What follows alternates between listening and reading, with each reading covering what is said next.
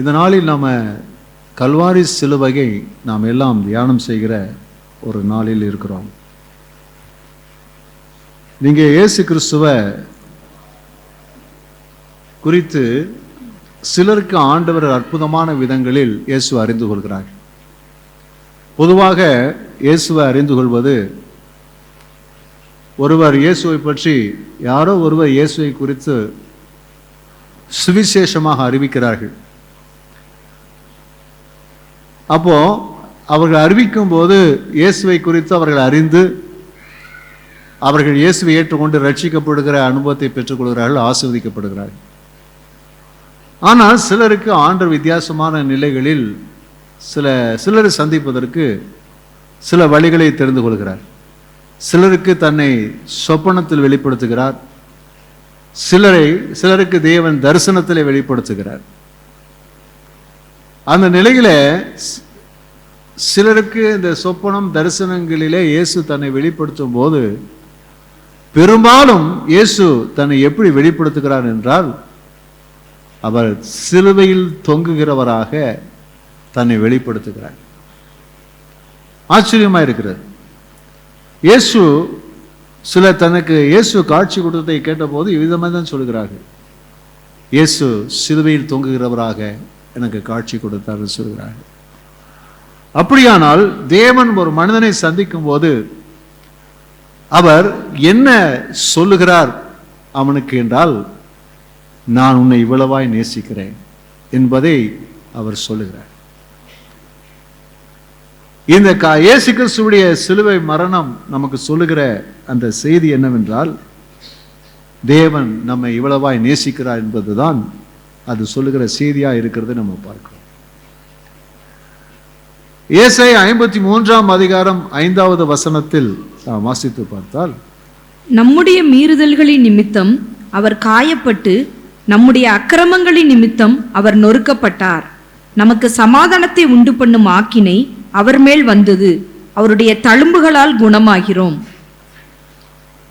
இங்கே தீர்க்கதரிசி இயேசுவானவர் இந்த உலகத்தில் மனிதனாய் வந்த காலங்களுக்கு சில 100 ஆண்டுகளுக்கு முன்பதாகவே அந்த இயேசு கிறிஸ்துவை, தேவகுமாரனை அவர் தன்னுடைய தரிசனத்திலே கண்டு அவரை குறித்த அந்த தீர்க்க தரிசனத்தை எழுதி வைத்திருக்கிறார்.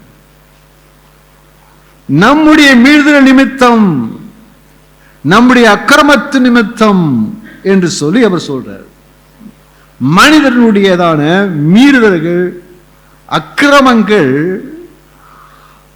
பெருகின போது இந்த மனிதரை, மனு குலத்தை அவரை அழிக்கிறதற்கு சித்தம் இல்லாமல், நம்மை அழிப்பதற்கு அவர் சித்தம் கொள்ளாமல், அவர் இந்த அக்கிரமத்தின் நிமித்தமாக, அந்த பாவத்தின் நிமித்தமாக உண்டான அந்த தண்டனையிலிருந்து, வேதனையிலிருந்து, சாபங்களிலிருந்து நம்மை விடுதலையாக்கும்படியாக இயேசுவானவர் இவ்விதமாய் தன்னைத்தானே பலியாக கொடுக்கும்படியாக இந்த உலகத்திலே வந்தார். கர்த்தருக்கு ஸ்தோத்திரம்.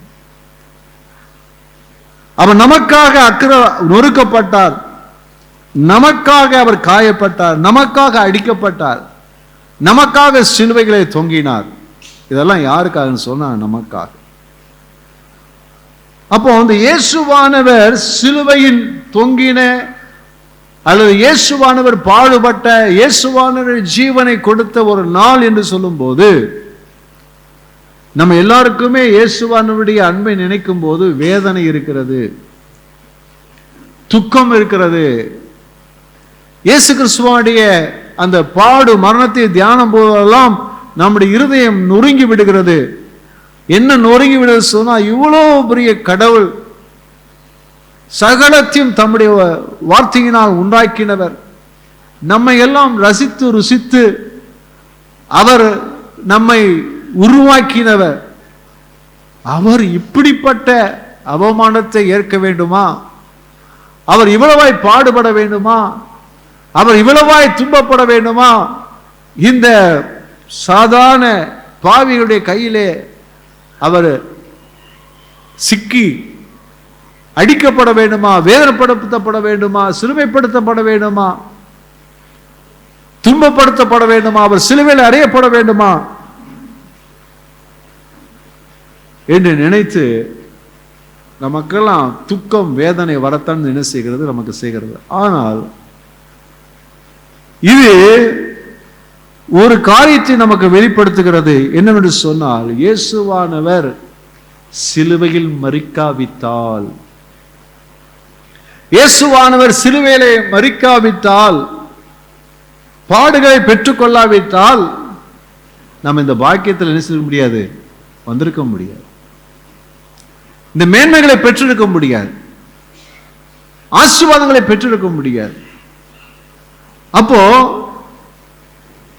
இயேசுடைய பாடு மரணத்தை நாம் தியானம் பண்ணும்போது, அந்த காட்சி நம்முடைய கண்முக்கு முன்பதாக கொண்டு வரும்போது, அவருடைய தேவகுமாரனுடையதான அந்த பாடுகள் நிமித்தமாய் நமக்கு இருதயம் நொறுங்கினாலும், ஆனால் அது துக்கத்தின் நாள் அல்ல, இது தேவன் நம்மேல் வைத்த அன்பை விளங்க பண்ணின ஒரு நாள்.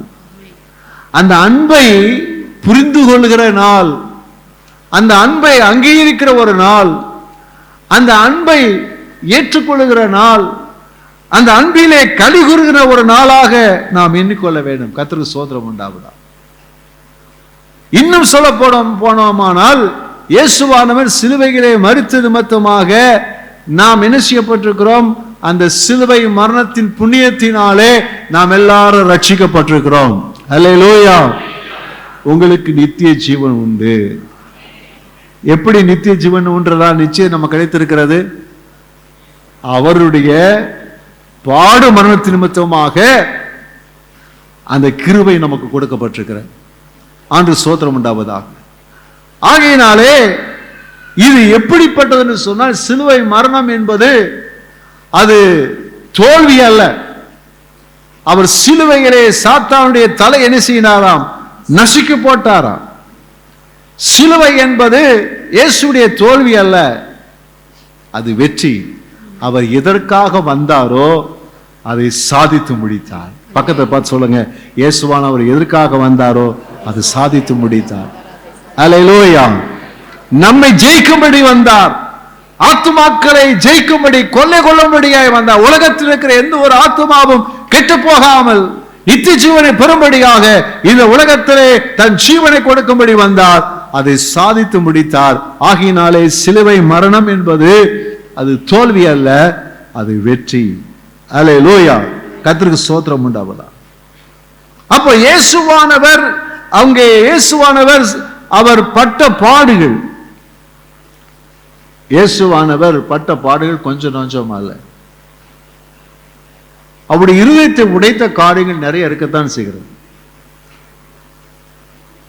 தன்னிடத்தில் 3.5 ஆண்டுகள் கூடவே இருந்தவன், புசித்தவன், ரபி என்று சொன்னவன், ஆண்டவரே என்று சொன்னவன், தேவகுமாரன் என்று சொன்னவன், கூட படுத்து கூடவே எங்கே போனாலும் தங்கியிருந்தவன், ஆண்டவராகிய இயேசு கிறிஸ்துவுடைய பொருளாளராக அவன் இருந்து காரியத்தை செய்தவன். ஆனால் அவன் முத்தத்தினாலே இயேசுவை காட்டி கொடுத்த போது அப்படி இருதயம் எவ்வளவு உடைந்திருக்கும் யோசித்து பாருங்க. அங்கே யூத அதிகாரியுடைய கரத்திலே ஒப்பு கொடுக்கப்படும்படியாக, பிடிக்கும்படியாக, அவர்கள் பிடிக்கும்படியாக, நான் யாரை முத்தம் செய்வேனோ அவர்தான் என்று சொல்லி முத்தம் செய்து அவரை காட்டி கொடுத்தார். ஆண்டு சொல்லு, நம்ம சாதாரண நினைக்கிறோம், சிநேகிதனை முத்தத்தினாலே காட்டி கொடுத்தார். ஆனா அவருடைய இருதயம் என்ன வேதனைப்பட்டிருக்கும் யோசித்து பாரு. இயேசுவானவர் கெத்செமனேயில அவர் என்ன செய்கிறாரு, ஒலிவ் மலையில கெத்செமனே என்றதான தோட்டத்திலே அவர் ஜெபம் பண்ணுகிறார். இத்தனை நாள் ஜெபங்கள் வித்தியாசமா இருந்தது, ஆனா இன்றைய ஜெபம் வித்தியாசமா இருந்தது. பாரம், வேதனை, இருதயம் நொறுங்கி ஜெபம் பண்றார். அங்கே படப்போகிற அந்த அவமானங்கள், வேதனைகள் நினைக்கும் போது அவருக்குள்ள ஒரு போராட்டம் உண்டாகிறது, வேதனை உண்டாகிறது. அந்த வேதனை நிமித்தமாக அவர் ஜோம் பண்ணுகிறார், ஜோம் பண்ணுகிறார், ஜோம் பண்ணுகிறார். ஜோம் பண்ணும்போது அந்த பாரம், அந்த வேதனை அவருக்கு வேர்வை இரத்தமாய் வந்தது. அவ்வளவாய் அவர் வேதனைப்பட்டிருக்கிறார். அவர் உடைக்கப்பட்டார், இருதயம் உடைக்கப்பட்டது, நொறுக்கப்பட்டது, வேதனைப்பட்டது.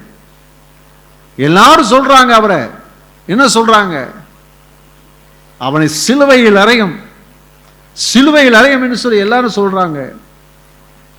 நேற்று வரைக்கும் இயேசுவோடு இருந்தவர்கள், இயேசு இயேசு என்று சொன்னவர்கள், தேவகுமாரன் தேவகுமாரன் என்று சொன்னவர்கள், அவரை பின்பற்றி வந்தவர்கள், ஓசன்னா ஓசன்னா என்று சொல்லி ஆர்ப்பரித்தவர்கள், இப்பொழுது என்ன செய்றாங்க சொன்னா, அவனை சிலுவையில் அறையும் சொல்றாங்க. இருதயம் நொறுங்கி விடுகிறது. அதே போலதான் நியாயம் விசாரிக்கப்படும் போது இருதயம் நொறுங்குகிறது அவருக்கு. அதே போல அவரை பரியாசம் பண்ணும்போது,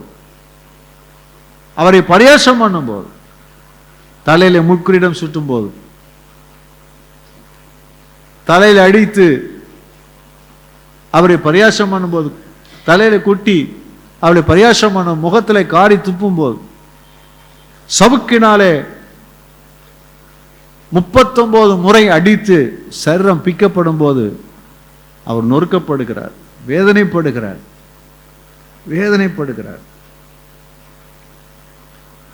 சிலுவை சுமந்து போகிறார். எந்த எருசலேமின் எந்த வீதிகளிலே அவர் நன்மை செய்கிறவரை சுற்றி திரிந்தாரோ, எந்த வீதிகளிலே அவரை ஆர்ப்பரித்து அவரை கொண்டாடினார்களோ, அதே வீதிகளிலே அவர் சிலுவை சுமந்து போகிறார். பரியாசம் பண்ணுகிறவர் பரியாசம் பண்ணத்தான் செய்கிறார்கள். அந்த எங்கும் சுற்றி திறந்த நன்மை செய்கிறவரை சுற்றி திறந்த அந்த கால்களில் தான் ஆணிகள் அடிக்கப்படுகிறது. யாரையெல்லாம் தொட்டு தொட்டு சுகமாக்கினாரோ அந்த கரங்களில் தான் ஆணிகள் என்ன செய்யப்படுகிறது, அடிக்கப்படுகிறது. அடிக்கப்பட்டவரால் சிலுவையில் என்ன செய்ய தொங்குகிறார். இதெல்லாம் என்ன செய்கிறதுனா வேதனை வேதனை வேதனை வேதனை வேதனை. அப்போ இந்த வேதனைகள் எல்லாம் எதற்காக இயேசு பட்டார்? இயேசு எதற்காக இந்த வேதனைகளை அவர் ஏற்றுக்கொண்டார்? ஏன் இந்த வேதனைகளை அனுபவித்தார் என்று சொன்னால், ஒரே ஒரு காரியம், நம்முடைய ரட்சிப்புக்கான விலைக்கிரயம் அங்கே இயேசு செலுத்தி கொண்டிருந்தார். ஒவ்வொரு காரியமும் செய்யும் போதும் இயேசுவானவர் நம்முடைய ரட்சிப்புக்கான விலைக்கிரயத்தை அவர் செலுத்தி கொண்டே இருந்தார். அல்லேலூயா. அது சாதாரணமான ஒரு நிகழ்வு அல்ல. ஒவ்வொன்றுக்கும் நம்முடைய ரட்சிப்புக்கான மிகப்பெரிய விலைக்கிரயம் அவர் செலுத்தினார். அதுதான் அந்த பாடுகள், அந்த வேதனைகள் என்று சொல்லி பார்க்கிறோம். நாம் இப்படிப்பட்ட நாட்களிலே கர்த்தராகிய இயேசு கிறிஸ்துவுடையதான சிலுவையிலே தொங்கும் போது அவர் பேசின 7 வார்த்தைகள் என்று சொல்லி பொதுவாக எல்லா இடங்களிலும் தியானம் செய்வது வழக்கம். நாம் இன்று கொண்டு மாற்றி என்ன செய்ய போகிறோம் என்றால், நாம் தியானம் செய்ய போகிறோம் என்னவென்றால், இயேசுவானவர் நமக்காக அவர் அனுபவித்ததான 7 வேதனைகள். 7 வேதனைகள் இயேசுவானவர் நமக்காக அனுபவித்த 7 வேதனைகள். முதலாவதாக நம்ம பார்க்கிறோம் லூக்கா 22ஆம் அதிகாரத்தில் 44வது வசனத்தில், அவர் மிகவும் வியாகுலப்பட்டு அதிக ஊக்கத்தோடே ஜெபம் பண்ணினார். அவருடைய வேர்வை இரத்தத்தின் பெருந்துளிகளாய் தரையிலே விழுந்தது. இயேசுவானவர் கெத்செமனே தோட்டத்தில் அவர் இருக்கிறார், ஜெபிக்கிறார், ஜெபிக்கிறார், ஜெபிக்கிறார், ஜெபிக்கிறார், ஜெபிக்கிறார். அந்த ஜெபத்தில் இது சாதாரணமான வழக்கமான ஒரு ஜெபமா இருக்கவில்லை. ஒரு வேதனை, ஒரு கற்ப வேதனைப்படுகிற ஒரு வேதனையான ஒரு ஜெபமாக என்ன செய்கிறது அங்கே இருக்கிறது. வேதனை என்ன வேதனை என்று சொல்வோமானால், சகலத்தையும் படைத்த சர்வ வல்லமையுள்ள தேவன், வார்த்தை என்று அழைக்கப்பட்டவர், அவர் தேவன். தேவ தூதர்கள் எல்லாம் இதுவரைக்கும் அவரை மகிமைப்படுத்தி ஆராதித்து கொண்டாடி கோடாகோடி தேவதூதர்கள் ஆராதிக்கிற அந்த ஆராதனைகள் மத்தியிலே சிங்காசனத்தில் வீற்றிருந்தவர் இனி இந்த மனிதர்கள் மத்தியிலே அவர் எவ்விதமாய் சித்திரவதை செய்யப்பட போகிறார், வேதனைப்பட போகிறார் என்பதை நினைக்கும் போது எல்லா மனுக்குலத்தின் பாவமும் அவர் மேலே வந்து செலுத்தப்படும் போது பிதாவினுடைய முகம் அவருக்கு மறைக்கப்படும் என்ற நிலை வரும்போது அதை அவரால் என்ன செய்ய முடியல, தாங்க முடியல. அந்த மனவேதனை அந்த மனவேதனை என்ன செய்கிறது என்று சொன்னால், அந்த மனவேதனை அங்கே வேர்வையிலே ரத்தம் வரக்கூடிய அளவில் அவருடைய இருதயத்தில் அவ்வளவு வேதனை இருந்ததை குறித்து என்ன செய்கிறோம் நம்ம பார்க்கிறோம். கர்த்தருக்கு ஸ்தோத்திரம் உண்டாகும். அப்ப இயேசுவானவர் அனுபவித்த முதல் வேதனை என்று சொன்னால் அவர் ஜெபத்தில் அவர் பட்ட வேதனை. இதெல்லாம் கற்ப வேதனை பட்டார். நமக்காக அந்த கற்ப வேதனை பட்டார். எதற்காக பட்டார் என்று சொன்னால், நம்முடைய வாழ்க்கையிலே நம்ம பல பிரச்சனைகளை நாம் சந்திக்கிறோம். அதே போல் நம்முடைய வாழ்க்கையிலே பல பயங்கள் நம்முடைய வாழ்க்கையில் இருக்கிறது. நம்முடைய குடும்பத்தை குறித்த பயம் இருக்கிறது. குடும்பம் என்னாகுமோ, தொழில் என்னாகுமோ, வேலை என்னாகுமோ, என்னுடைய ஆரோக்கியம் என்னாகுமோ, என்னுடைய சூழ்நிலை என்னாகுமோ, என் குடும்பம் என்னமாகுமோ என்றதான பலவிதமான பயங்களும் அதை தொடர்ந்த மன அழுத்தங்களும் நமக்கு என்ன செய்கிறது இருக்கிறது. மன அழுத்தங்கள், நம்முடைய மனதிலே பல அழுத்தங்கள் இருக்கிறது. இன்றைக்கு இருக்கிற எல்லா பிரச்சனைகளுக்கும் வியாதிகளுக்கும் மூல காரணம் என்று சொன்னால் மன அழுத்தம். அந்த மன அழுத்தம் தான். ஆனால் இயேசுவானவர் நம்முடைய பயங்கள், நம்முடைய எல்லா மன அழுத்தத்தை அவர் என்ன செய்கிறார், அங்கே இயேசுவானவர் தான் அனுபவித்தார். அந்த ஆகையினாலே இந்த நாட்களில் யாரெல்லாம் பயத்திலே வாழ்கிறார்களோ, எதிர்காலத்தை குறித்த பயத்திலே வாழ்கிறார்களோ, மனிதர்களை குறித்து பயத்தை வாழ்கிறார்களோ, அந்த காலத்தை குறித்ததான பயத்தை குறித்து உரியவர்களாக இருக்கிறார்களோ, யாரெல்லாம் மன அழுத்தத்திலே அவர்கள் இருக்கிறார்களோ அவர்களை விடுதலையாக்கும்படியாக தேவன் அப்படிப்பட்ட வேதனையை அவர் ஏற்றுக்கொண்டார். அல்லேலூயா. உங்க வாழ்க்கையில பயத்தோடு இருக்கிறீங்களா? எதிர்காலத்தை குறித்த பயத்தோடு இருக்கிறீங்களா? உங்க பயத்தினுடைய வேதனைகள் அவர் சுமந்து தீர்த்திருக்கிறார். வேதனைகள் அவர் அனுபவித்து இருக்கிறார். உங்க மனதில் இருக்கக்கூடியதான மன பாரங்கள், மன அழுத்தங்கள், உங்க மன அழுத்தத்தை யார் புரிந்து கொள்ள முடியாது, யார்கிட்ட சொல்ல முடியாது. உங்க மனவேதனைகளை யாரும் புரிந்து கொள்ள முடியாது. ஆனால் இந்த இயேசுவானவர் அந்த மன அழுத்தத்தினால் உண்டாகிற வேதனைகளை அவர் தன்னுடைய வாழ்க்கையிலே அவர் ஏற்றுக்கொண்டபடியினாலே மன அழுத்தத்தில் இருக்கிற யாவராய் இருந்தாலும் அவர்களுக்கு கர்த்தர் ஒரு விடுதலையை தந்து சமாதானத்தை தந்து அவரை ஆசீர்வதிக்க அவர் வல்லவராகவே இருக்கிறார். அல்லேலூயா, அல்லேலூயா. கர்த்தருக்கு ஸ்தோத்திரம். உங்களுடைய மன அழுத்தம் அவருக்கு தெரியும். அவர் உங்களுடைய வேதனைகளை மாற்றி உங்களுக்கு சமாதானத்தை தர அவர் உண்மையுள்ளவராய் இருக்கிறார். கர்த்தருக்கு ஸ்தோத்திரம். மத்தேயு 27:26 அப்பொழுது அவன் பரபாசை அவர்களுக்கு விடுதலையாக்கி இயேசுவையோ வாரினால் அடிப்பித்து சிலுவையில் அறையும்படிக்கு ஒப்பு கொடுத்தான். வாரினால் அடிப்பித்து, அந்த நாட்கள் யூத முறைமையின்படி ஒன்று அடித்தல் என்று சொன்னால் ஒன்றுக்குரிய 40 அடிகள் அவங்க அடிப்பாங்க. ஒன்றுக்குரிய 40 அடிகள் சொல்லும்போது 39 அடி. ஒரு மனிதனை, ஒரு குற்றவாளியை அடிக்கும்படி தண்டனை உண்டாகும் போது என்ன செய்வாங்கன்னு அப்படித்தான் பண்ணுவாங்க. எப்படி அடிப்பார்கள் என்று சொன்னால், ஒரு தோலினால் உண்டான ஒரு சவுக்கு இருக்கும். அந்த சவுக்குல நுனியில பார்த்தீங்கன்னா அவரு என்ன சொல்றது, ஒரு கொக்கி இருக்கும், இரும்பினால் செய்யப்பட்ட கொக்கி இருக்கும். அதை அடிக்கும் போது அந்த கொக்கி அந்த சரத்துல போய் பதிஞ்சிரும். முதுகிலே அடிக்கும் போது அந்த கொக்கி அப்படி முதுகில போயிடுச்சு, அப்படியே பதிந்து விடும். அடித்து இழுக்கும் போது அப்படியே சதையை பிச்சுக்கிட்டு வந்துடும். சதை என்ன செய்யும், பிச்சுக்கிட்டு வந்துடும். இவ்விதமாக இயேசுவானவர் அடிக்கப்பட்டார். சாதாரணமான அடிகள் அல்ல, கொடுமையான அடிகள். அவன் அடிக்கிற அடிகள்லாம் நீங்க நல்லா விளங்கிக் கொள்ளுங்க. போலீஸ் ஸ்டேஷன்ல போய் ஒருத்தன் அடி வாங்கிட்டான்னா அத்தோட அவன் தொலைஞ்சான். அது ஒரு நாள் லைஃப்ல நினைச்ச முடியாம ஆரோக்கியமா இருக்கிறதுக்கு வாய்ப்பே கிடையாது. ஏன்னா அந்த அடிங்கிறது கொஞ்சம் நெஞ்சம் கிடையாது. சமீபத்தில் கடந்த 5 ஆண்டுகளுக்கு முன்பதாக 2 பேர் போலீஸ் காவலிலே மரித்தார்கள். நேற்று தீர்ப்பு தண்டனை கொடுக்கப்பட்டிருக்கிறது. அவங்க எவ்வளவு கொடுமையாக அவர்கள் அங்கே தண்டிக்கப்பட்டார்கள் சொல்லி தப்பு செய்யாதவங்களை எப்படி இரவெல்லாம் அவர்களை தண்டித்தார்கள். இதுதான் காவலிலே நடக்கிற தண்டனைன்னு சொல்லி பார்க்கிறோம். இது இப்ப மட்டும் கிடையாது, எல்லா காலங்களிலும் உள்ளது. இதே போலதான் இயேசுநாதரை அன்றைக்கு அடிச்சிருக்கிறாங்கன்னா சாதாரணமான அடிகள் கிடையாது, பயங்கரமான அடி. அடித்ததுல 39 முறை அடிச்சு சதையை பிச்சிருக்காங்கன்னா அது எவ்வளவு பெரிய நிலைகள் என்று சொல்லி நம்ம பார்க்க, எவ்வளவு வேதனை, எவ்வளவு கஷ்டம். அப்ப இயேசுவானவர் அவருடைய ஏற்ற காயங்கள், சவுக்கினால் அடிக்கப்பட்டதினால் உண்டான காயங்கள், சரம்பூரா பீக்கப்பட்டது.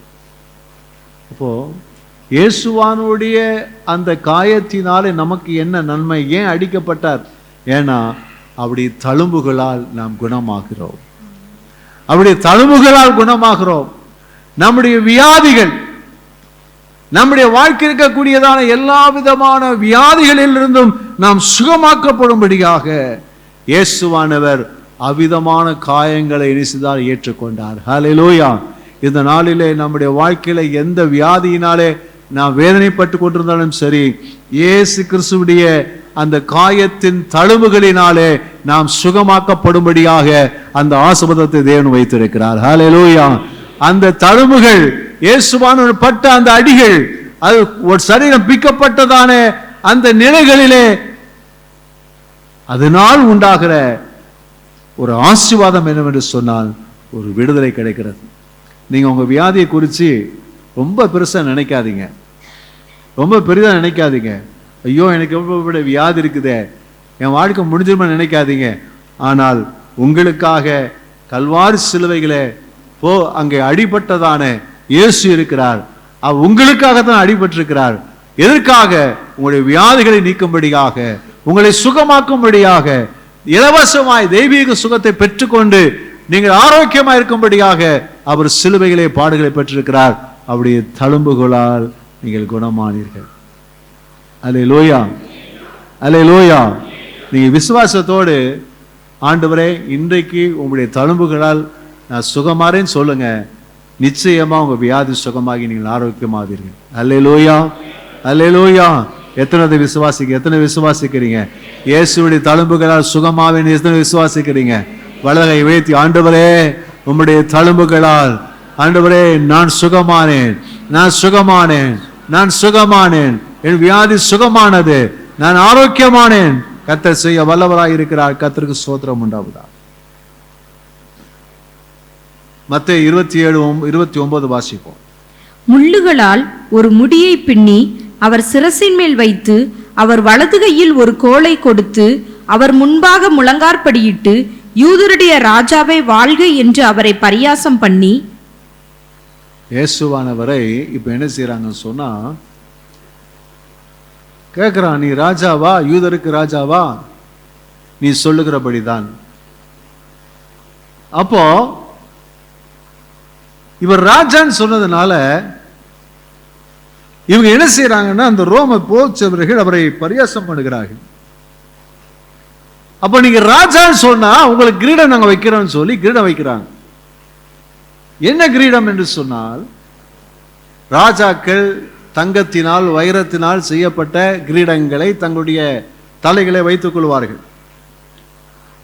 ஆனால் இவரை என்ன செய்றாங்க சொல்ல, அவமானப்படுத்தும்படியாக முட்களால் செய்யப்பட்ட பின்னப்பட்ட ஒரு கிரீடத்தை வைத்து அங்க அடிக்கிறாங்க. அப்படியே என்ன செய்கிறது, அங்கே தலைக்குள்ள இறங்குகிறது. இறங்கி அங்கே தாங்க முடியாத வேலை. ஒரு முள்ளு காலில் குத்திக்கிட்டா நம்ம துடிக்கிற துடி என்ன துடிக்கிறோம். ஆனால் அந்த பெரிய முட்களால் முள் முடியை உண்டாக்கி அதை இயேசுவின் தலையிலே அவர்கள் இறக்கினார்கள். தாங்க முடியாத ஒரு வழி என்ன செய்தது உண்டானது. ஏன் இயேசுவானவர் இந்த வேதனையை சகித்தார்? இயேசுவானவர் ஏன் அவர் தலைகளிலே அவர் இந்த முள்களினால் உண்டான வேதனை அவர் ஏன் ஏற்றுக்கொண்டார்? எதனாலே அவருக்கு அந்த வேதனை உண்டாயிற்று என்று சொன்னால், வேதம் சொல்லுகிறது, அவர் நமக்காக அவர் சாபமானார். அவர் நமக்காக சாபமானார். நம்முடைய வாழ்க்கையிலே பலவிதமான சாபங்கள் இருக்கிறது. முள் சாபத்தின் அடையாளமாக இருக்கிறது இல்லையா? முள் சாபத்தின் அடையாளமாக இருக்கிறது. அப்ப இயேசுவானுடைய தலையிலே முட்கிரீடம் சூட்டப்பட்ட போது இது சாபத்தின் அடையாளமாக இயேசுவானுடைய தலையில வைக்கப்பட்டிருக்கிறது. ரோம சேவர்கள் அறிந்தோ அறியாமலோ அவரை பரியாசம் பண்ணுகிறார்கள். ஆனால் நடந்தது என்ன? அது தீர்க்கதரிசனத்தின்படி இயேசுவானவர் நமக்காக சாபமாகும்படியாக அவர் தலையில் என்ன செய்யப்படுகிறது? முட்கிரீடம் வைக்கப்படுது. இயேசு நமக்காக என்ன செய்கிறார்? சாபமானார். நம்முடைய வாழ்க்கையில பல சாபங்கள் இருக்கிறது. மனிதனுடைய வாழ்க்கையில பல சாபங்கள் இருக்கிறது.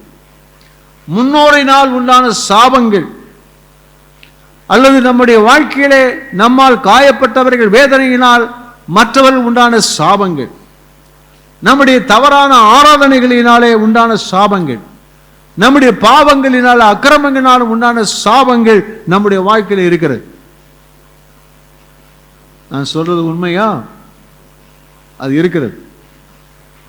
சில குடும்பங்கள்ல எவ்வளவுதான் பண்ணி பார்த்தாலும் மாற்றமே இல்லை. ஏன் இல்லை? சில சாபங்கள் என்ன செய்கிறது இருக்கிறது. ஆனால் ஆண்டவராய் இயேசுவானவர் அவர் தலையிலே முள்மொழி சூட்டி அவர் சாபத்தை ஏற்றுக்கொண்டபடியினாலே, நமக்காக சாபமானபடியினாலே நம்முடைய வாழ்க்கை இருக்கக்கூடிய சகல சாபங்களும் மாற்றப்படுகிறது. எல்லா சாபங்களும் அழிக்கப்படுகிறது. சாபத்தை நாம் விடுதலை பெற்றுக் கொள்கிறோம். நமக்கு என்ன வருகிறது சொன்னால் நமக்கு ஆசீர்வாதம் வருகிறது. அல்லேலூயா, கர்த்தருக்கு ஸ்தோத்திரம் உண்டாவதாக. நான் விசுவாசத்தினாலே ஆபிரகாமின் புத்திரர் என்று சொல்லி அழைக்கப்படுகிறனாலே வேதத்திலே சொல்லப்பட்டிருக்கிற அனைத்து ஆசீர்வாதங்களும் நமக்கு அப்படியே உண்டாகட்டும் என்று சொல்லி நாம் ஆசீர்வாதத்தின் பிள்ளைகளாய் மாறிவிடுகிறோம். ஆகையினாலே நாம் ஆசீர்வதிக்கப்படுகிறோம். கர்த்தருக்கு ஸ்தோத்திரம் உண்டாவதாக. அல்லேலூயா. ஆக இயேசுவானுடைய அந்த வேதனைகள், அந்த துன்பங்கள் நமக்கு கொடுக்கக்கூடிய ஆசீர்வாதங்களிலே இந்த முள்கிரீடத்தினால் உண்டான ஆசீர்வாதம் என்னவென்று சொன்னால், நம்முடைய சாபங்கள் மாறி நாம் ஆசீர்வதிக்கப்படுகிறவர்களாய் நாம் மாறி இருக்கிறோம். அல்லேலூயா, அல்லேலூயா. யாராவது ஒருவர் என் குடும்பத்தில் சாபம், என் வாழ்க்கையில சாபம் சொல்லி சொன்னா, நாம் அவங்களுக்கு சொல்ல வேண்டிய பதில் என்னவென்று சொன்னால், இயேசு உங்களுக்காக சாபமாகி இருக்கிறார். நீங்கள் அவரை விசுவாசித்து ஏற்றுக்கொண்டால் உங்க வாழ்க்கையில சாபம் மாறி உங்க வாழ்க்கையில ஆசீர்வாதம் உண்டாகும். ஹல்லேலூயா, கர்த்தருக்கு ஸ்தோத்திரம் உண்டாவதாக. நீங்கள் இயேசுவை ஏற்றுக்கொண்டபடியினாலே உங்க வாழ்க்கையில சாபம் இல்லை. இயேசு உங்களுக்கு ஆசீர்வாதமாக இருக்கிறார். கர்த்தருக்கு துதியும் ஸ்தோத்திரம் உண்டாவதாக. யோவான் 19:23 வாசிப்போம். போர்ச்சேவகர் இயேசுவை சிலுவையில் அறைந்த பின்பு அவருடைய வஸ்திரங்களை எடுத்து ஒவ்வொரு சேவகனுக்கு ஒவ்வொரு பங்காக 4 பங்காக்கினார்கள். அங்கியையும் எடுத்தார்கள். அந்த அங்கி தையல் இல்லாமல் மேலே தொடங்கி முழுவதும் நெய்யப்பட்டதாய் இருந்தது. இயேசுவானவர் அங்கே கைது செய்யப்பட்ட நிலையிலே சிலுவைக்கு அறையப்படுவதற்கு முன்பதாக அவருடைய சரீரத்திலான உடைகள் களையப்பட்டதை குறித்து என்ன செய்கிறோம் நம்ம பார்க்கிறோம். களையப்பட்டதை குறித்து என்ன செய்கிறோம் நம்ம பார்க்கிறோம். அது சாதாரணமான ஒரு காரியம் கிடையாது. எல்லா மனிதர்களுக்கும் முன்பதாக, ஏராளமான மனிதர்களுக்கு முன்பதாக உடைகளை களைதல் என்று சொல்வது மிகுந்த அவமானமான ஒரு செயல், மிகுந்த அவமானமான ஒரு செயல். இயேசுவானவர் இப்படிப்பட்டதான இந்த இடத்துக்கு வரும்போது அவருடைய மனதிலே தாங்க முடியாத வேதனை, சகிக்க முடியாத ஒரு வேதனை. அவர் அவமானப்படுத்தப்பட்டார். உடைகளை களைந்து அரை நிர்வாணத்தோடு அவர் சிலுவைகளே அவர் தொங்கிக் கொண்டிருக்கிறார். அவர் தொங்கிக் கொண்டிருக்கும் போது எல்லாம் ஒரு பயங்கரமான ஒரு அவமானமான ஒரு காரியம் அவர்கள் மேலே எதிர்ந்தது வந்து விட்டதை குறித்து நம்ம பார்க்கிறோம். அப்போ இதனுடைய காரியம் என்னவென்று சொன்னால், நம்முடைய வாழ்க்கையில பல அவமானங்களை நாம் சந்திக்கிறோம். கர்த்தருக்கு ஸ்தோத்திரம் உண்டாவதாக. பல அவமானங்கள் என்ன செய்கிறோம், நாம் சந்திக்கிறோம். பல அவமானங்கள் சில வார்த்தைகளினாலே, சில செயல்களினாலே நாம் என்ன செய்யப்படுவது, வாழ்க்கையில் என்ன செய்கிறோம் சொன்னா, இப்படிப்பட்டதான இந்த அவமானங்களை நம்முடைய வாழ்க்கையில் சந்திக்கிறோம். வேலை ஸ்தலங்களிலே, குடும்பங்களிலே, மற்ற இடங்களிலே நாம் அவமானப்படுத்தப்படும் போது நம்முடைய வேதனை என்ன செய்கிறது, அதிகமாக இருக்கிறது. ஆனால் ஒன்று, ஆண்டவராய் இயேசு கிறிஸ்துவனுடைய சிலுவை மரணத்துக்கு முன்பதாக யாரெல்லாம் கர்த்தராய் இயேசு கிறிஸ்துவை ஏற்றுக்கொண்டார்களோ, அவர் அந்த சிலுவை, அந்த அவமானத்தை ஏற்றுக்கொண்டபடியினாலே நமக்கு எதை கொடுத்திருக்கிறார்னு சொன்னா, நமக்கு கனத்தையும் மரியாதையும் மகிமைகளையும் கர்த்தர் இந்த நாளை நமக்கு வைத்திருக்கிறார். அல்லேலூயா. நமக்கு இருக்கக்கூடியதான மகிமை என்ன, நமக்கு இருக்கிற மதிப்பு என்ன, நமக்கு இருக்கிற கௌரவம் என்ன சொல்லுங்க பாப்போம். நமக்கு இருக்கிற கௌரவம், நமக்கு இருக்கிற மதிப்பு என்ன? அது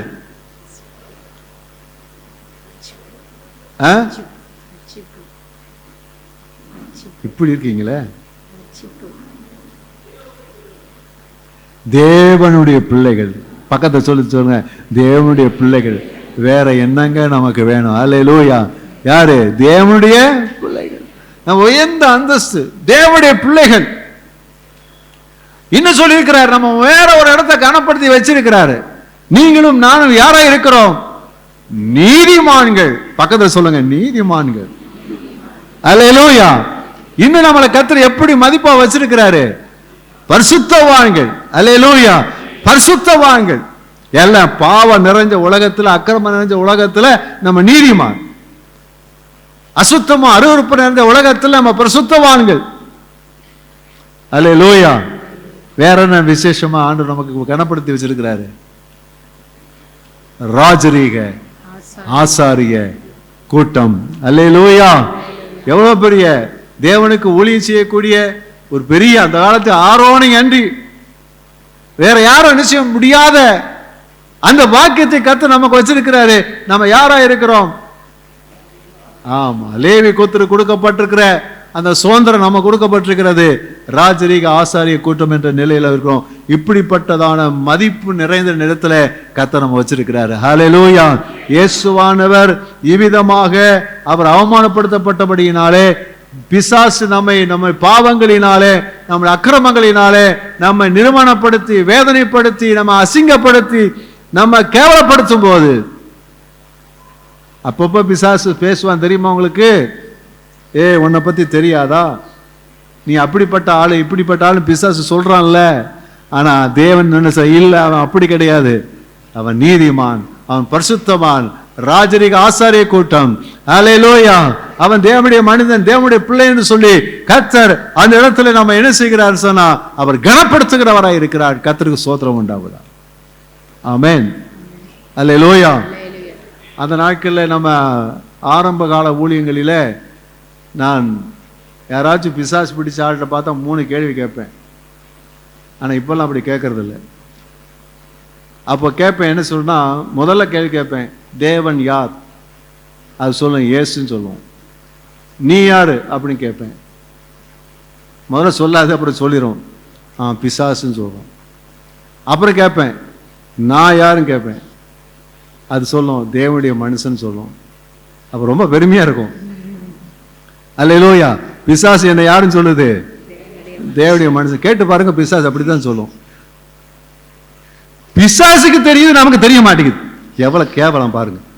பிசாசுக்கு தெரியுது, நம்ம பரிசுத்தவான் சொல்லுது, நீதிமான் சொல்லுது, ராஜரீக ஆசை கொடுத்தது, தேவ மனுஷன் தெரியுது. பிசாசுக்கு தெரியுது, நம்ம செய்ய மாட்டோம். ஏன்னா நான் இயேசு கிறிஸ்துவுடைய அந்த அவமானத்து நிமித்தமாக தேவன் நம்ம என்ன செய்திருக்கிறாரு?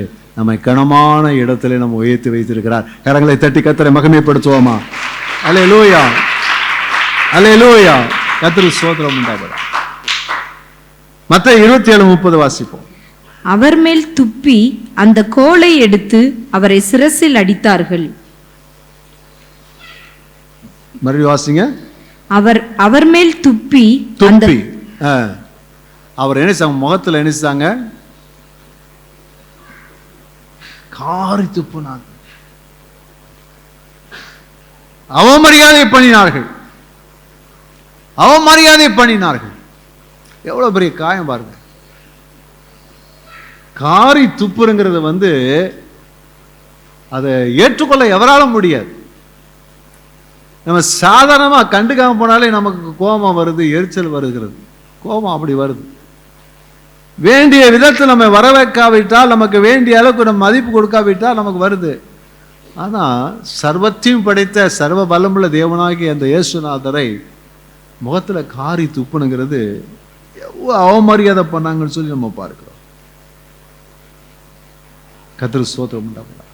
ஆனால் இயேசுவானவர் ஏன் அதை ஏற்றுக்கொண்டான்னு சொன்னா, எப்படி அவ அவமானப்படுத்தப்படும் போது இயேசுவானவர் அதை ஏற்றுக்கொண்டாரோ, அதே போல இங்க அவமரியாதை செய்யும் போது இயேசு அதெல்லாம் சகித்து கொண்டார். எதுக்காக சகித்து கொண்டார் சொல்லி சொன்னா, தேவன் நம்மை தேவ தூதருக்கும் பதிலாக நம்மை அறிக்கை பண்ணுவார். ஹல்லேலூயா. கர்த்தருக்கு ஸ்தோத்திரம் உண்டாவதாக. அவ்வளவாய் நான் எல்லாருக்கும் பதிலாக என்ன செய்யப்படும்? நம்ம கனப்படுத்தப்படுவோம். ஒரு நாள் வரும், அந்த நாள் வரும்போது கர்த்தரால் ஆசீர்வதிக்கப்பட்டவர்களே நீங்க வாருங்க அப்படின்னு சொல்லி அழைக்கிற சத்தத்தை நாம் கேட்கக்கூடிய நிலைகளிலே நாம் சகலருக்கும் முன்னாக நாம் உயர்த்தப்படும் நாள் என்ன செய்கிறது?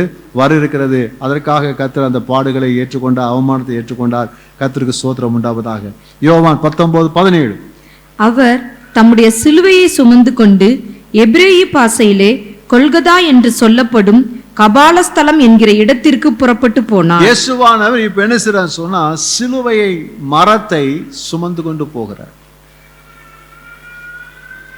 சிலுவை மரத்தை சுமந்து கொண்டு போகிறார். சிலுவை மரம் என்று சொல்வது, இன்றைக்கு நம்ம எல்லாம் ஒரு என்ன செய்யறோம் சொன்னா, நம்ம அடையாளத்துக்காக சிலுவையை நம்ம போட்டுக்கிறோம். நம்மளே அநேகர் சிலுவையை அடையாளத்து போட்டுக்கிறோம். நான் கிறிஸ்தவன்ற அடையாளத்திற்கு நம்முடைய என்ன செய்யலாம், அது என்ன சொல்லலாம், உங்களுடைய செயின்ல என்ன செய்யிருப்பீங்கன்னா சிலுவை அடையாளத்தை போட்டிருப்பீங்க. ஆனா இயேசு சுமந்த சிலுவை இருக்குதே, அவரை அதை மாற்றி வச்சு அவரை அதுல அரைஞ்சு அது நிக்கணும். அந்த அளவுக்கு வெயிட்டான மரம். நான் சொல்ல வேண்டியது கருத்து என்னன்னு சொன்னா, அவ்வளவு எடை பாரம் மிகுந்த ஒரு மரம் தான் சிலுவை மரம். சாதாரணமானது பாரமான ஒரு சிலுவை மரம். அந்த சிலுவை மரணத்தை அவர் சிலுவை மரம் தூக்கிட்டு போறார். எப்படி தூக்கிட்டு போறாரு? ஏற்கனவே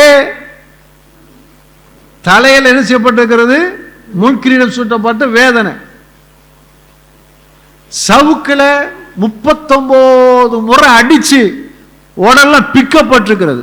பசி, தாகம், களைப்பு, தூக்கமின்மை, உடல்ல அவ்வளவு வேதனை. அந்த வேதனையில அந்த பார சுமையை அவர் சுமந்து கொண்டு போகும்போது என்ன வேதனை இருக்கும் யோசிப்பார்.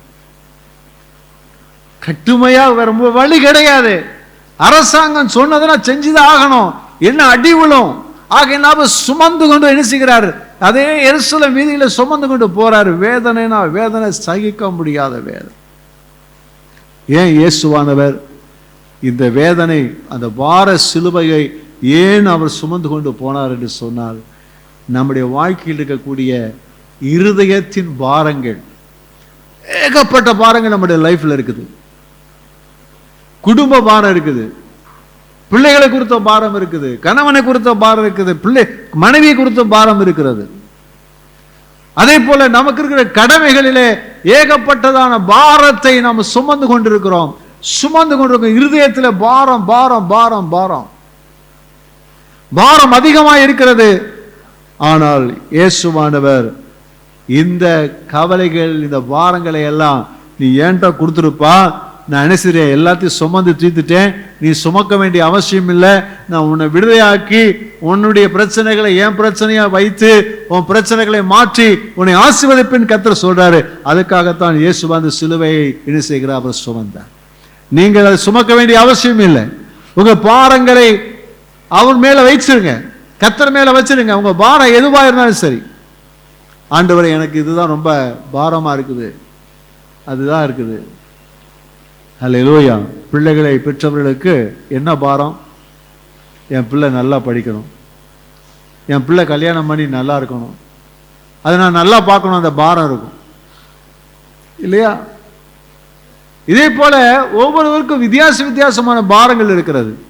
ஆனால் நாம் என்றைக்கு நாம் கர்த்தராகிய இயேசு கிறிஸ்துவுக்குள்ள வந்தோமோ அது அப்பொழுதே இயேசுவானவரிடத்தில் நாம் பாரங்களை நாம் இறக்கி வைப்பதற்கு, அவரால் உண்டாகிற அந்த ஆசீர்வாதத்தை பெற்றுக்கொள்வதற்கு நாம் தகுதியுள்ளவர்களாக இருக்கிறோம். வேதம் சொல்றது, கர்த்தர் மேல் பாரத்தை வைத்து விடுங்கள், அவர் என்ன செய்வாராம்? தாங்கி அவர் ஏற்றுக்கொண்டு உங்களுக்கு ஆதரவு தந்து உங்களை ஆசீர்வதிக்க அவர் வல்லவராய் இருக்கிறார். அல்லேலூயா. கர்த்தருக்கு ஸ்தோத்திரம் உண்டாவதாக. இது இயேசுநாதருடைய அந்த வேதனையினால் பட்ட வேதனையினால் உண்டான ஆசீர்வாதத்தை நாம் என்ன செய்கிறோம் இருக்கிறோம். கடைசியாக 23ஆம் அதிகாரம் 33ஆம் வசனம். கபாலஸ்தலம் என்று சொல்லப்பட்ட இடத்தில் அவர்கள் சேர்ந்த பொழுது அங்கே அவரையும் அவருடைய வலது பக்கத்தில் ஒரு குற்றவாளியையும் அவருடைய இடது பக்கத்தில் ஒரு குற்றவாளியையும் சிலுவைகளில் அறைந்தார்கள். இயேசுவானவர் இப்ப என்ன செய்யறான்னு சொன்னா, சிலுவையில தொங்கிக்கிட்டு இருக்கிறார். சிலுவையில தொங்குறத நம்மளால கற்பனை பண்ண நம்மால என்ன செய்ய முடியாது. வலது கையில ஒரு ஆணி, இடது கையில ஒரு ஆணி, 2 கால்களை இணைத்து அதிலே ஒரு ஆணி, 3 ஆணிகளில் இயேசு தொங்கிக் கொண்டிருக்கிறார். தலையில பாருங்க முள்கிரீடம், உடல் முழுவதும் காயம், வேதனை, பசி, மிகுந்த வேதனையில இயேசுவானவர் சிலுவையில் தொங்கிக்கிட்டு இருக்கிறார். அந்த கைகளிலும் அந்த காலிலும் அந்த ஆணியில தொங்கிட்டு இருக்கும் போது அந்த வேதனையை நாம் வார்த்தையால் என்ன செய்ய சொல்ல முடியாது. அவ்வளவு வேதனைகளை என்ன செய்கிறார் சொல்லியிருக்கிறார். அப்ப இயேசுவானவர் இப்படிப்பட்டதான அந்த வேதனையை, அவர் கடைசியாக அந்த வேதனை உச்சகட்டமாக இருக்கக்கூடிய அந்த சிலுவையில் அவர் பட்ட அந்த வேதனைகளை சொல்ல முடியாது. அணு அணுவா அவருடைய சரத்துல வேதனை என்ன செய்யும் இருக்கும். ஒரு ஆணி உங்க காலில் குத்திருச்சுன்னு வச்சுங்க, நீங்க என்ன செய்வீங்க? என்ன சொல்லுவீங்க? பரவாயில்லையா ஆணி குத்திருச்சு அப்படின்னா சொல்லுவோம், துடிச்சிருவோம், ஐயோ ஐயோ. ஆனா அந்த ஆணியில சரத்தை தொலைச்சி அங்கே 2 கையில வலது கையிலும் இடது கையிலும் உள்ள ஆணி, கால் 2 சேர்த்து அந்த ஆணியில இயேசுவானவர் தொங்கிக் கொண்டிருக்கிறார் என்று சொல்லும் போது அந்த வேதனை நம்மால் என்ன செய்ய முடியாது, நம்மால் யூகிக்கவும் முடியாது. அவ்வளவு கொடிய வேதனை இயேசு சந்திக்கிறார். கர்த்தருக்கு ஸ்தோத்திரம் உண்டாகும். அப்போ இந்த வேதனையினுடையதான முழு காரியம் என்னவென்று சொன்னால், முழு மனுக்குலத்தினுடைய பாவங்களும் அப்படியே அதனுடைய தண்டனைகளும் இயேசுவானவர் மேலே அங்கே சுமத்தப்பட்டதை குறித்து என்ன செய்கிறோம் நம்ம பார்க்கிறோம். அப்போ என்ன ஆச்சுன்னு சொன்னா, அங்கே ஒரு பெரிய விலைக்கரியம் கொடுக்கப்படுகிறது. என்ன சொன்னா, இயேசு கிறிஸ்துவின் பாடு மரணத்தின் மூலமாக இயேசுவானவர் தன்னுடைய ஜீவனை கொடுக்கிறார். எப்படி ஜீவனை கொடுக்கிறார்னா, முடிந்தது என்று சொல்லுகிறார். முடிந்தது. என்ன முடிந்தது? உலகத்தில் மனிதனுடைய பாவத்திற்காக கொடுக்கப்படும் மிகப்பெரிய விலைக்கரியம் கொடுக்கப்பட்டு முடித்தாகிவிட்டது என்று சொல்லி இயேசுவானவர் முடிந்தது என்று தன் ஜீவனை செய்தார், அவர் கொடுத்தார்.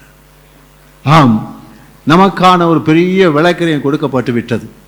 நமக்காக, நம்முடைய பாவத்திற்காக, நம்முடைய சாபத்திற்காக, நம்முடைய அக்கிரமங்களுக்காக ஒரு பெரிய விலைக்கரியம் கொடுத்து முடிக்கப்பட்டு விட்டது. இப்பொழுது நாம் யாராய் இருக்கிறோம் என்று சொன்னால், பாவத்துக்கு பங்காளிகள் அல்ல, அல்லது சாத்தானுக்கு எந்த விதத்திலும் நாம் உடனாளிகள் அல்ல.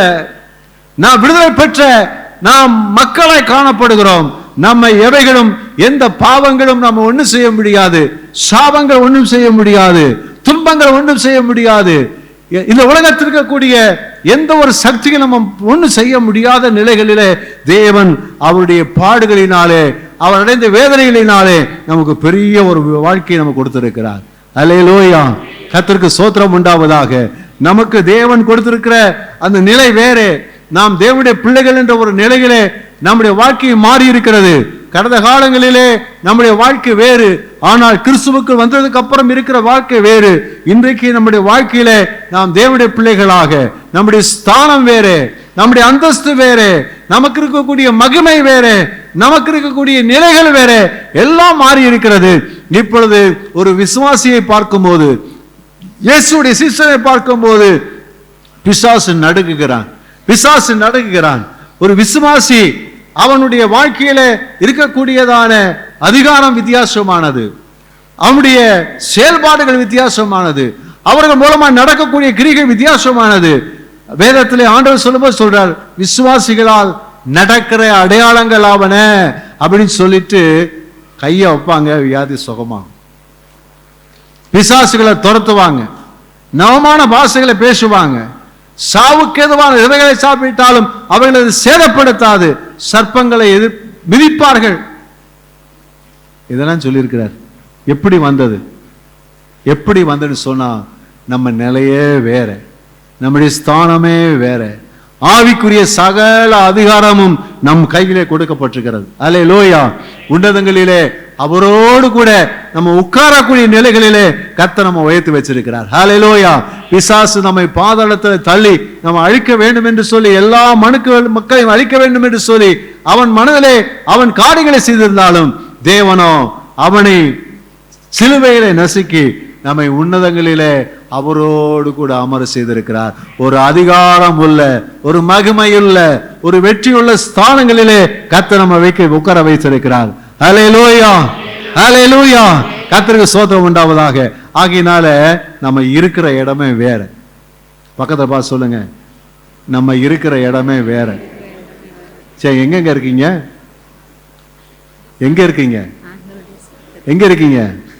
உன்னதங்களிலே இயேசுவோட கூட நாம் உட்கார்ந்து இருக்கிறோம். அல்லேலூயா, அல்லேலூயா. ஆவிக்குரிய நிலைகளில் ஒரு உயரமான இடத்துல கத்த வச்சிருக்கிறாரு. எவரும் அதில் அணுக முடியாத ஒரு நிலையில கத்த வச்சிருக்காரு. அதனால தான் நமக்கு பிசாசு பயப்படுது. நம்ம ஜெபம் பண்ணா எல்லாம் நடக்குது.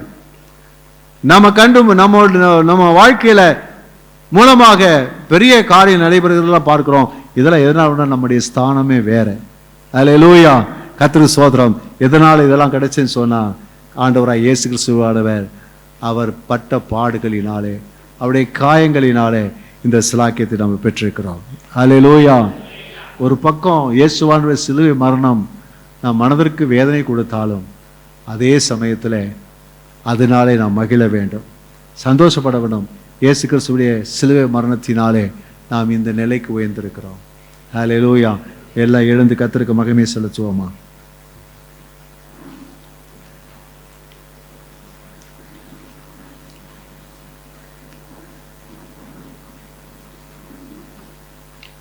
Glory to God.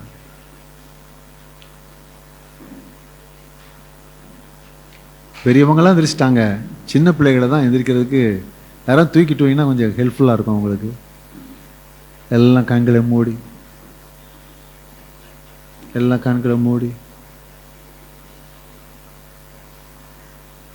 இந்த ஏழு விதமான வேதனைகள், கற்பனை பண்ண முடியாத வேதனைகள், இந்த வேதனைகளினாலே நம்முடைய வாழ்க்கையிலே உண்டாகிற மாற்றங்கள், இயேசுவானவர் அடைந்த அந்த வேதனைகளினால் உண்டான 7 விதமான ஆசீர்வாதங்களை நம்ம பெற்றிருக்கிறோம். Glory to God. Glory to God. Glory to God. ஒன்று தெரியுமா? இந்த நாட்களில் தேவன் ஒரு விசேஷ நோக்கத்தோடு தேவன் உங்களை எல்லாம் தெரிந்து கொண்டிருக்கிறார். உங்களை விசேஷித்தவர்களாக தேவன் மாற்றி வைத்திருக்கிறார். விசேஷித்தவர்களாக கர்த்தர் மாற்றி வச்சிருக்கிறார். ஆண்டவர் உங்க மூலமாய் மகிமைப்பட, உங்க மூலமாய் தேவனுடைய ராஜ்யத்தை கட்ட, உங்க மூலமாய் தேவன் தம்முடைய நாமத்தை பிரஸ்தாபப்படுத்துவதற்கு தேவன் தெரிந்து கொண்டு வைத்திருக்கிறார். கர்த்தருக்கு ஸ்தோத்திரம் உண்டாவதாக.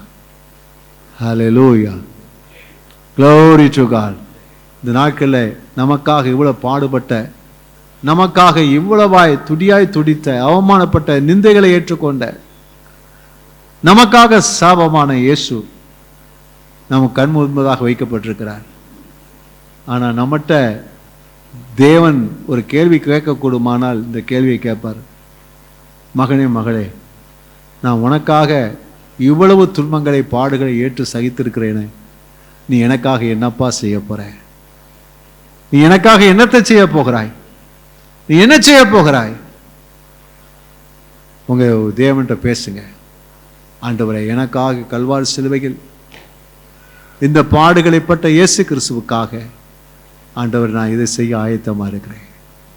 உமக்காக ஊழியம் செய்வேன், உமக்காக இந்த தியாகத்தை செய்வேன், என் அன்பை வெளிப்படுத்தும்படி நான் அதை செய்வேன். தீர்மானம் பண்ணுங்க. கர்த்தர் உங்களை ஆசீர்வதிப்பாராக.